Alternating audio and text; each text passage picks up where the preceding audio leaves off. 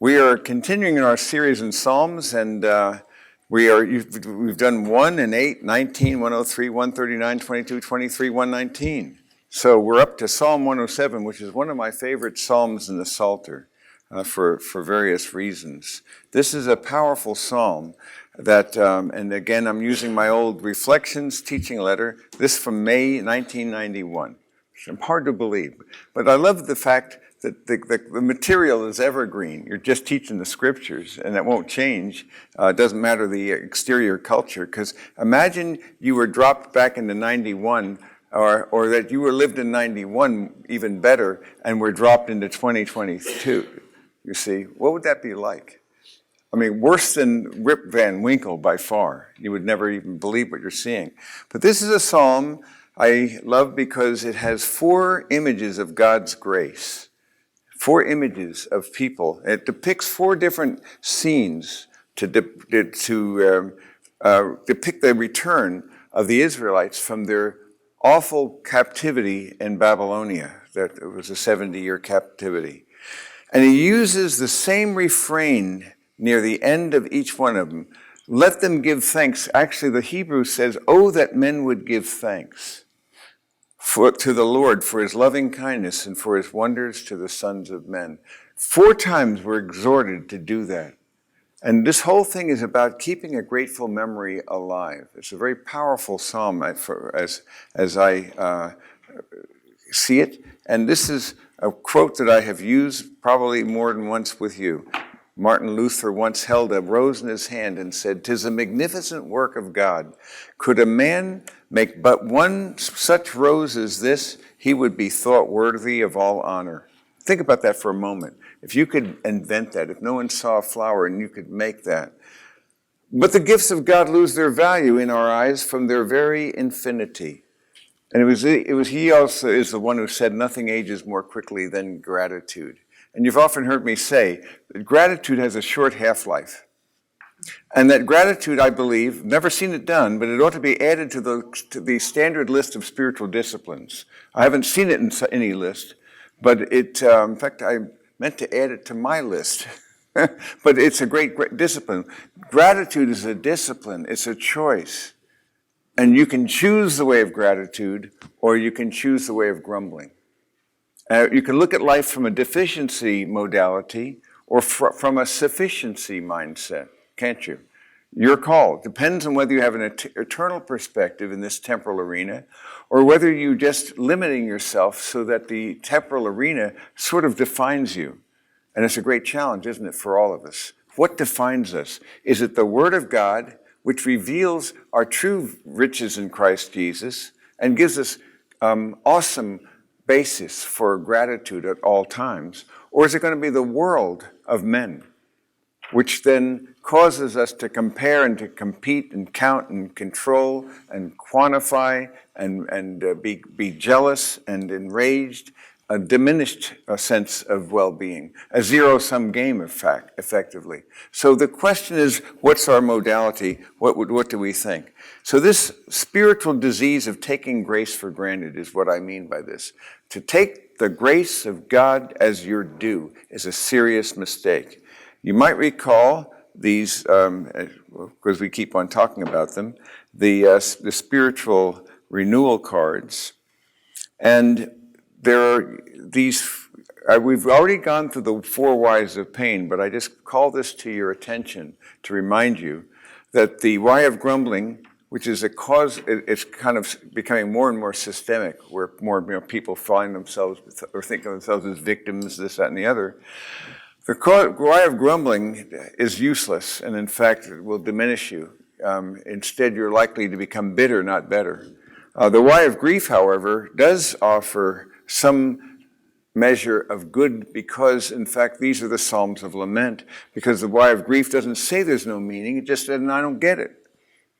And they're not saying that God doesn't have a solution, but they don't see it. So for them to then be able to express their lament before God, and what they always do, and this is brilliant, if you look at the Psalms of Lament, individual and communal, they review God's works in the past. They review his faithfulness in the past. And sometimes they'll also anticipate his promises in the future. So as a result of that, their situation hasn't changed, but their perspective has. And so they end with thanksgiving. It's an amazing thought. But the better one yet is the Why of Guidance, as you know, because that's the one that asks God to change us rather than our circumstances as required.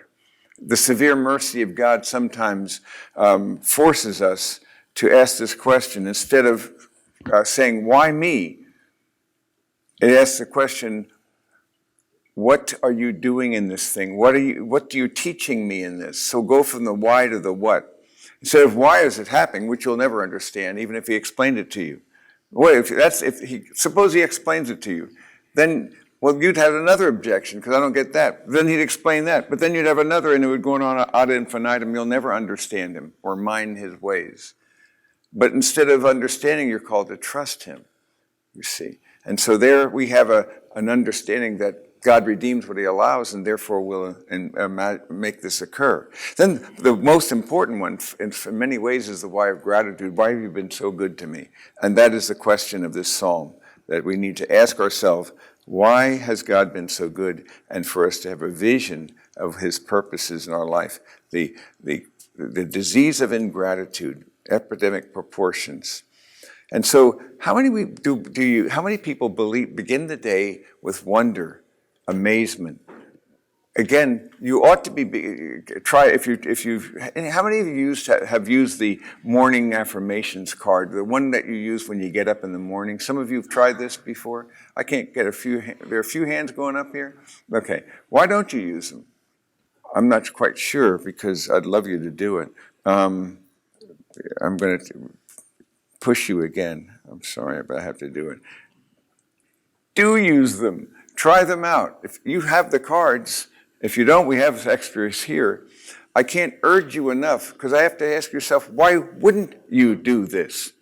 It's easy to demonstrate that the first thoughts and the last thoughts of the day are the most important. Why then do we not do it, is the question. Why don't we begin with love and gratitude? And why don't we then submit and depend on him? And that's where we use the trust the Father, abide in the Son, walk by the Spirit. And then the commit and obey. It's my desire for you that you'd give that a go. I really would love to see you do that. But otherwise, we're going to murmur and grumble and complain. And so a regular routine of remembering is what's going on here. And this is a rich psalm that exhorts us to keep a grateful memory alive on the loyal love of God. And it begins and ends with this idea. Oh, give thanks to the Lord for his good, for his loving kindness is everlasting. And then it ends with these words, the last verse.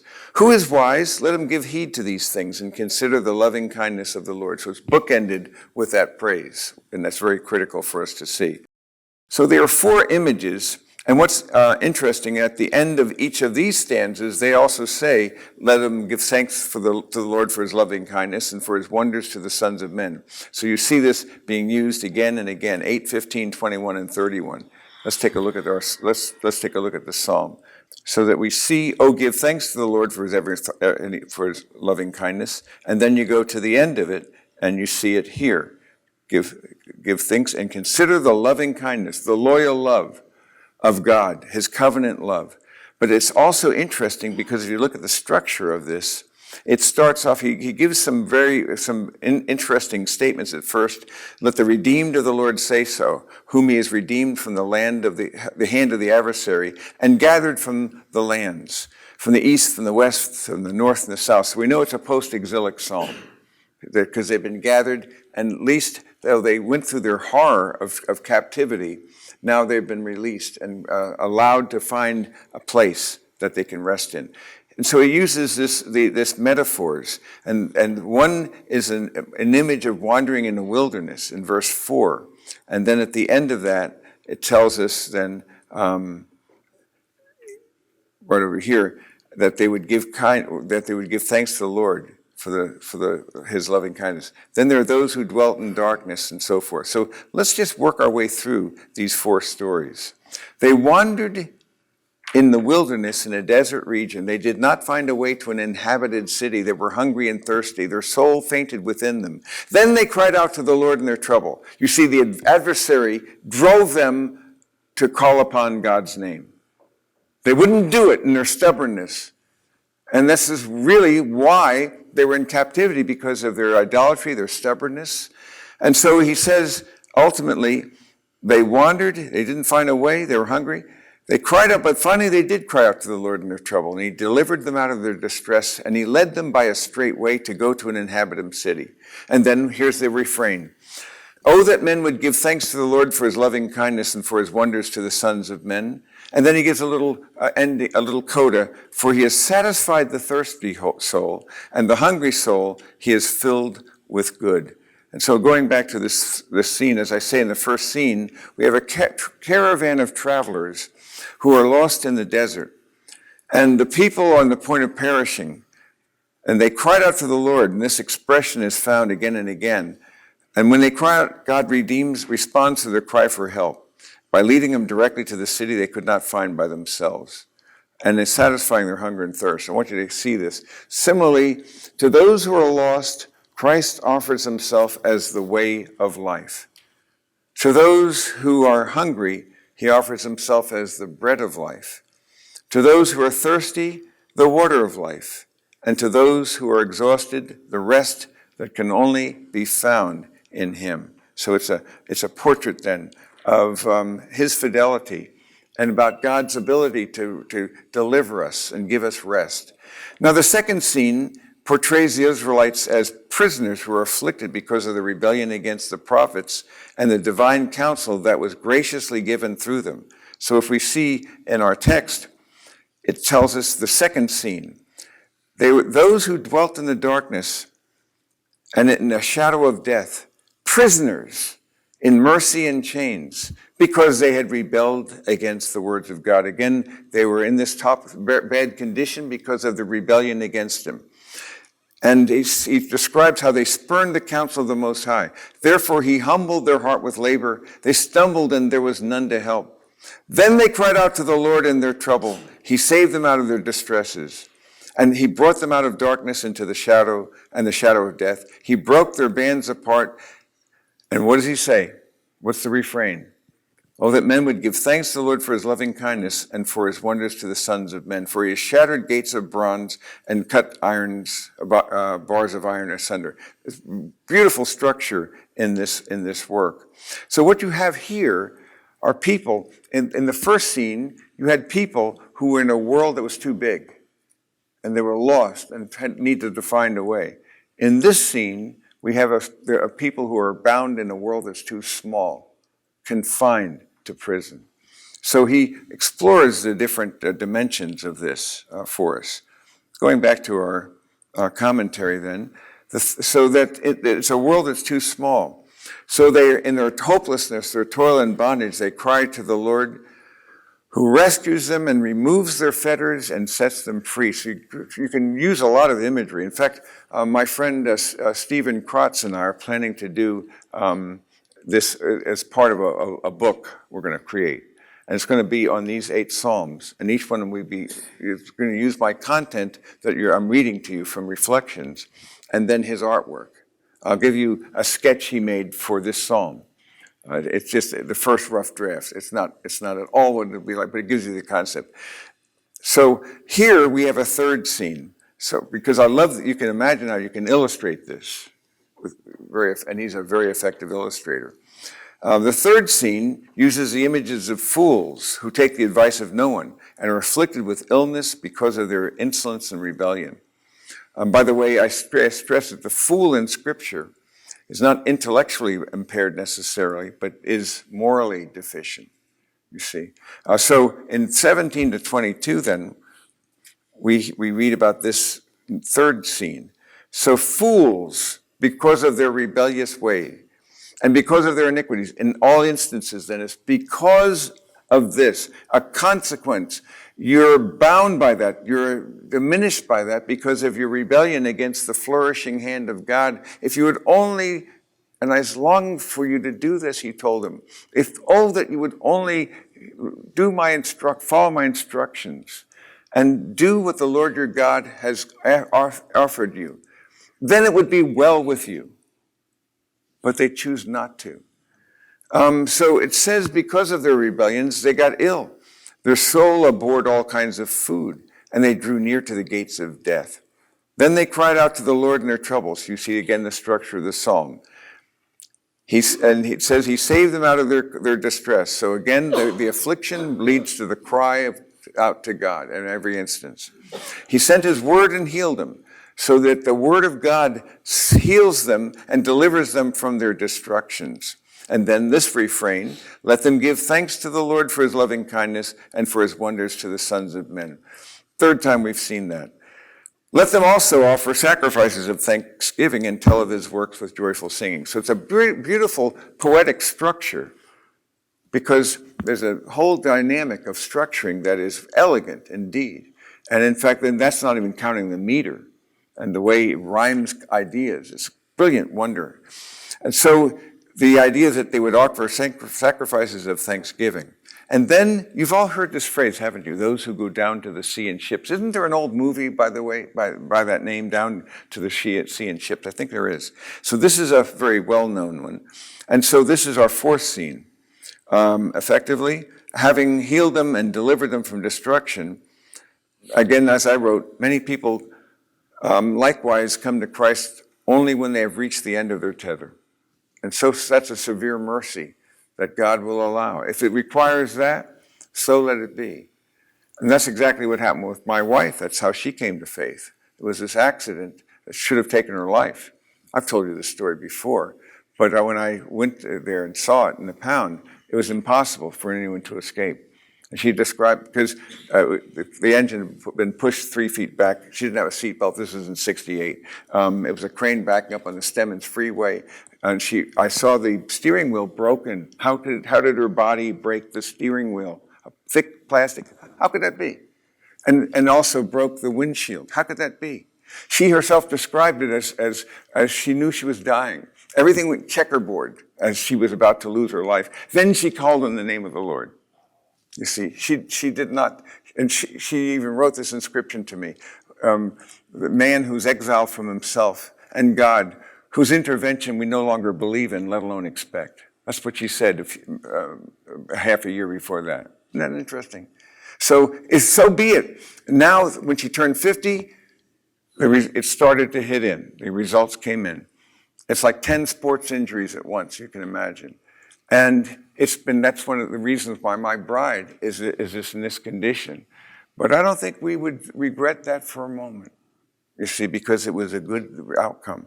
And that's the eternal perspective. In the fourth scene, there's a crew of seafarers encountering a storm of such magnitude that their skill is swallowed up in the violence of the waves. So in 23, those who go down to the sea in ships and do business on great waters, they have seen the works of the Lord and his wonders in the deep.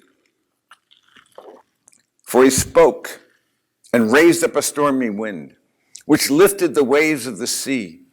They rose up to the heavens. They went down to the depths. You get the image? Woo, woo, thank you. And you've seen those horrific things. There's perfect storm. Have you ever read that? Wonderful images, though. And it's amazing. It's like you're going up to the heavens and down to the deep. It's a terrifying ride. And they rose up to the heavens and went down to the depths. Their soul melted away in their misery. They reeled and staggered like a drunken man. They were at their wits' end. And what that means is that they were at the end of their skill. Their seafaring capacities, this exceeded them. They were beyond their capacity. And that's when we're at our wits' end, when we're end of our resources, at the end of our tether, that finally then God will cry out to God and admit we're not capable to do what is necessary. Then they cried to the Lord in their trouble. No surprise there, is it? And he brought them out of their distresses. He caused the storm to be still, so that the waves of the sea were hushed. And they were glad because they were quiet. So he guided them to their desired haven. Let them give thanks to the Lord for his loving kindness, for his wonders to the sons of men. Let them extol him also in the congregation of the people, and praise him at the seat of the elders. And so what I'm describing here then is something that's very similar to Mark chapter 4, verses 35 to 41, because there's a parallelism. So in Mark chapter 4, let's go over to the other side. And leaving the boat, they took him along with them in the boat, just as he was, and other boats were with him, leaving the crowd of men. And there arose a fierce gale of wind, and the waves were breaking over the boat, so that much of the boat was already filling up. But no, they were fishermen. This is their profession. They felt they would handle this. So while he was in the stern asleep, they didn't come out to him until they were at their wits' end. And then it's almost like this. They said, teacher, they woke him up and said, don't you care that we're perishing? The interesting thing here is they tried their own skill. And when they finally realized that they were at the end of their skill, they didn't wake him up right away. They didn't call upon him. They tried it in their own power. And when they reached their wits' end, their skill's end, it was beyond their skill, as it was in this image, you see. And that's when they finally realized, has it come to this? Are things so bad that we actually have to pray about it? It's almost like that. It's a last-ditch effort. Are things this, it's a pretty past when we regard prayer as a last-ditch effort. I find that astonishing, but it is so. Prayer should be infused with us. And in fact, there's a thing that I cannot resist asking. Did any of you try these questions? Talking about ongoing prayer? Because this becomes a vehicle as well as the trust the Father, abide in the Son, walk by the Spirit. I've used this all the time now. And I've used it, I don't know, several times this morning already. I did it when I was sitting at that table right there. I can do it right now while I'm talking to you, and I am. So I'm actually asking those three questions because they're so much of a part of me, I can recalibrate. What do I long for more than anything else? Right now. Who is Jesus to me right now? And is there any rival to his love? You see, do you love me more than these? So it's a very good question series. So we can be doing that and not wait. And why wait for adversity to call upon the name of the Lord? Remember, I've said it many times, and once again, you'll get this one eventually. God whispers to us in our pleasures, C.S. Lewis wrote in Problem of Pain. He then does what? Anyone know the next part? That's the third one. There's one in between. He speaks to us in our conscience. Then it says he shouts to us in our pain. Pain is God's megaphone to rouse a deaf world. Wouldn't it be smart? Wouldn't it be smart to listen to his pleasures? Wouldn't it be smart to be grateful and thankful and for his little goods that we often take as our due, take for granted? Wouldn't the prayer of gratitude be a wise thing for us to pursue?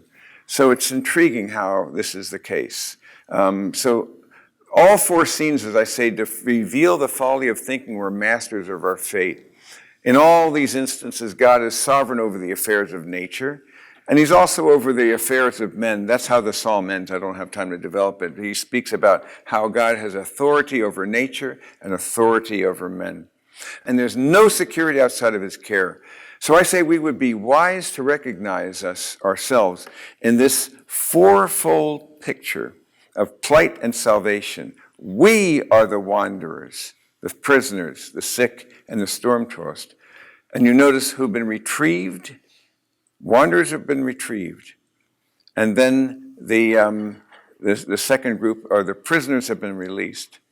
And then those who were in this position of being sick were restored from our sickness. And we were rescued from the storm. So that's why I say 4 times we're told that to cry to the Lord, and 4 times we're told to be thankful for his deliverance. In his severe mercy, and that's the word that I have to use many times, that God's severe mercy is such that he will allow certain things in your life that make no sense to you at the time, and actually will test you and test your mettle, because without which you will not grow.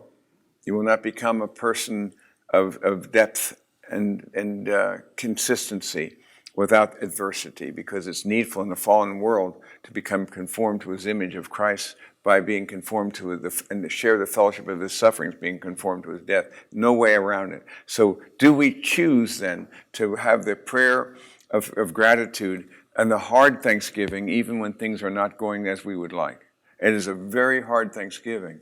And that can only be made when we believe that God has a better idea than we do what our best interests look like, number one, and that he's able to pull it off, number two. Even if you did know what your best interests look like, you couldn't pull them off. So here's one who loves you more than yourself, because he would choose a greater good for yourself than you would choose for yourself. I'd rather be just okay, just a good man, good father, good husband, good man at work. I don't want the rest of this stuff. He says, you're in for the full treatment when you sign up with me. So at the end of the day, then, he will pursue you for a higher good than you would have elected for yourself, unless you choose the highest good of aspiring to the greatest thing of all. What do you seek? And if you honestly answer that question, you'll realize you're seeking something that's trans-temporal and trans-finite. You have to elevate your longing, your desire, your aspiration so high that you finally admit only God can fulfill it. Nothing on this planet can do so. No person, power, prestige, position, possession. Nothing can do that.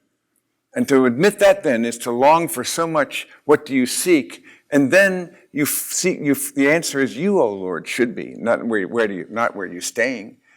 I'm seeking you. And in seeking you, I am pursuing the pearl of great price, the treasure hidden in the field, the thing most needful. Because in finding him, then, I discover there should be no rival to his affections. Who do you say, do you love me more than these? So these are questions for us. And so when we consider then in his severe mercy, here's what I've done for you then. I've got this dandy little thing that we have for the Psalms. Remember how we've gone through this in Psalm 1, and then 19, and 103, and 139, and Psalm 22. And I showed you that image for Psalm 23. And then we did Psalm 119. Now, this is ours for today. This is that little sketch. So I walked them through it. We like to create things. So I give them ideas, and we go back and forth. So, give thanks to the Lord for his good, consider the loving kindness. So it starts with give thanks, and it ends with the loving kindness. Wanderers, you see, in a world too large. Prisoners in a world too small. We were sick, and we were storm-tossed. So this is the idea. His work these are doodles. But then you notice the parallelism. The wanderers find their way to an inhabited city. See the imagery there? They're retrieved. Those who are prisoners are released from their bondage. Those who are sick are now restored. And those who were storm-tossed are now rescued. So what I would want you to do around your tables is to reflect on this. And give us an instance, maybe share an instance in which you were a wanderer or a prisoner or sick or storm-tossed. What happened from that? And how did you get to where you are as a result of that? Understand your God as one who retrieves, releases, restores, and rescues. So let's go ahead and do that. Did any of you try sharing a story of your own deliverance? It's a good thing to do, isn't it? Because you see, when God delivers us, it's an occasion for rejoicing. It's an occasion for insight and for learning and for discerning my pathway. But when you share, you were low, I was storm-tossed, but then God, that men would give thanks. What you're doing is you're making it a corporate good by sharing it with others as well. And so stories of deliverance are tales that should be told in groups more frequently than they typically are. And it made me think about my own tale of deliverance of some recent vintage, where in my Wednesday morning, it was a special teaching I was prompted to do. And in my recent study, I'm summoning it up for you because I really want you to see it. And Dennis, I need to give you 4 handouts that I used in that presentation. So you will have this email, and he can forward it to you, because there are 4 handouts I want you to use. But here's where it was. It was back not that long ago. It was October 26th. So it was called 4 Patterns of Perception and Behavior in My Life.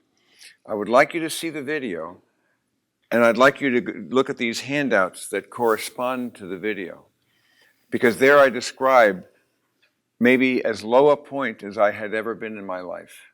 Anyway, it's interesting to memorialize it, isn't it? Because I gave it on the 26th, therefore it was October 21st, was maybe as bad a day as I've ever had in my entire life. I can't describe it. I was going nuts, and I won't go into the details, but you'll get something, some sense from this teaching. And so that was that Friday, the 21st. Saturday the 22nd, a phoenix rose out of the ashes. It was astonishing. And how I got a picture. I was granted the grace of having a picture of a pattern that had bound me for decades. And as a consequence, led to improper decisions, foolish decisions. Well meant, but stupid. And we all do this. And I looked at 4 patterns in my life, and one of them I know you have. I'll give you the 4th one. The 4th pattern was the most important one, whereby I acknowledge the value of Karen's insight, because we complete each other as dyads, don't we? So the truth is always in between us. I give lip service to that. I even talk about it. But I actually steamroll her advice on many occasions, and therefore take it and not really apply it, because it's not what I want. Not admitting that the reality is, as I've often taught, that the truth is always between the two, sometimes maybe toward one or toward the other, but you ignore your wife's counsel to your own peril. Every time I've ignored her counsel. I don't enjoy submitting, and it's not really submitting, but submitting yourselves to one to another is what you're doing. We're called to do that. And so in a very real sense, there's a mutual submission by which we then talk about the us rather than the you or the me. You see the idea? Because the better thing is the us. It's like Father, Son, Holy Spirit. There's a parallelism here. It's the lover and the beloved and the love that flows between them, Father, Son, and Holy. You see the idea of the us? So that the us in a relationship is immature when you first get married, but it grows, it should be growing in maturity as you develop that us, so that's the real question is, what about us? Because it's that dyad in which the two shall be one, and they complete each other, they correspond to each other. And so you ignore that thing that completes you to your peril every time. Now, there were other patterns there that I saw as well, but it was a liberating thing. I wasn't planning to teach on it at all. So I then came up with this on the handout you're going to get, a series of things that you can use yourself for how you can guide yourself through that process. Because we all have a flesh signature. And that's what it was. It was a flesh signature. Just as you uniquely reflect the glory of God, you uniquely refract the glory of Christ in a way no other person can. But there's a shadow side to that, because just with every good that you have, there's a corresponding weakness, a shadow. And that becomes your flesh signature. It's an amazing thought, but I believe it's true, that we have both, because the evil is like a parasite, a distorted good, disordered loves, and so forth. And so, for good reasons, you may do the wrong thing. It's amazing how that works. So know your proclivity so that you can actually be aware of it when it comes, or if you don't name it. But this was like another layering down for me. Sometimes you go around that. That's why T.S. Eliot said, old men ought to be explorers. Interesting. Old men ought to be explorers. We must be still and still moving. I love that metaphor. To be still before God, to practice His presence, to invite Him into the Shabbat of life and make Him your abode. We must be still, but then he says, and still moving. You're not just going around in a circle. You must be still, but still moving for another union, a deeper communion, for a deeper intensity. So he's talking about this idea of being supple, continuing to grow. Don't succumb to the paralysis. Basically, the category, the paralysis, that category mapping does for you, because when you succumb to that, what I mean by that is that you can get hardening of the categories. That's worse disease than hardening of the arteries. Hardening of the categories means you're not vulnerable to new ideas. You can't be corrected. And you don't listen. You don't have a humility of receptivity. You can't hear another side of an argument. Because you see, there are certain virtues that are required in order to actually have the capacity to hear another person. And so there's that great diminishment. At any rate, it's something that we all have a flesh signature, and it's good to know about that, and then to realize what that is. By the way, I would say one last thing, and I didn't get you to talk much at all. Like I yapped too much, but this is basically the flesh. And this is the spirit. When you walk in the flesh, you will walk in pain and in disobedience. But if you walk in the spirit, you see, and at any time you could be a prisoner who needs to be released. So the flesh will imprison you, your flesh signature, just as I've been describing. But when you walk by the Spirit, guess what? Again, you're uniquely reflecting the glory of God in a way no one else can. This is a unique distortion, then there's a unique glory. So walk by the Spirit and you will put away the deeds of the flesh.